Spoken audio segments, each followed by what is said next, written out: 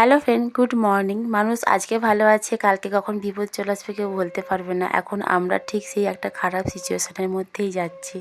সবটা তো আর বলতে পারছি না, কারণ সবটাই হচ্ছে পারিবারিক একটা ব্যাপার, সব কিছু বলা যায় না। কিন্তু মনটা ভীষণই খারাপ। আমি ভালো করে শ্যুটও করতে পারছি না, একটা যে ভালো কন্টেন্ট তৈরি করব সেটাও করতে পারছি না, সেই মাইন্ডসেটটাই আমার হচ্ছে না। এমনিতেই আমি এই জার্নিতে নতুন, আমার ভিউজ নেই, আমার ফলোয়ার্স নেই, আবার রিচটাও কিন্তু কমে যাবে। রিচটা তবু একটু আধটু আছে, সেটাও কমে যাবে, সেই জন্যই আমার ভিডিওটা বানানো। তো যাই হোক বন্ধুরা, তোমরা কিন্তু আমার পাশে থেকো। তো সব কিছুর মাঝেও টেনশানের মধ্যেও যদি আমি একটু ব্যায়াম করি না, তাহলে কিন্তু আমার সারা দিনটা ভালো যায়। ব্যায়াম করলে আমি অনেকটা রিলিফ পাই।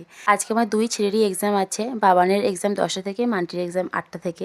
মান্টিকে স্কুলে দিয়ে হাজব্যান্ড দুধ আর আলু নিয়ে চলে এসেছিলো। আলু পেঁয়াজ শেষ হয়ে গেছিলো। এমনি বাজার হলে কিন্তু আমিই যাই বাজার করতে। আলু পেঁয়াজ আনার জন্য আমি আর যাই না বাজারে। তবে হ্যাঁ, আমি কিন্তু একা বাজার যাই না, আমি আগেও বলেছি, আমি কিন্তু হাজব্যান্ডের সাথেই বাজার যাই। বাবানকে স্কুল পাঠিয়ে দিলাম, এখন ওই 9:30টার মতো বাজে। তারপর আমি রান্নাটাও বসিয়ে দিয়েছি। আমাদের আবার আরেক জায়গায় যাওয়ার আছে, তো সেই জন্য তাড়াতাড়ি করে রান্না করছি। প্রথমে দোকানে যাব, দোকানে একটা খুব দরকারি কাজ আছে।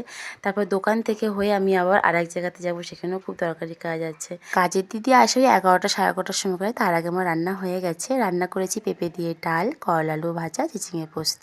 তো এগুলো সব করে কাজে দিদি এসে কাজ করে চলেও গেছে। তারপরে কিন্তু আমি বেরিয়ে পড়েছিলাম। খিদে পাচ্ছিল বলে একটু ঝালমুড়ি খেলাম। দেখা হচ্ছে পরের ভিডিওতে। টাটা বন্ধুরা।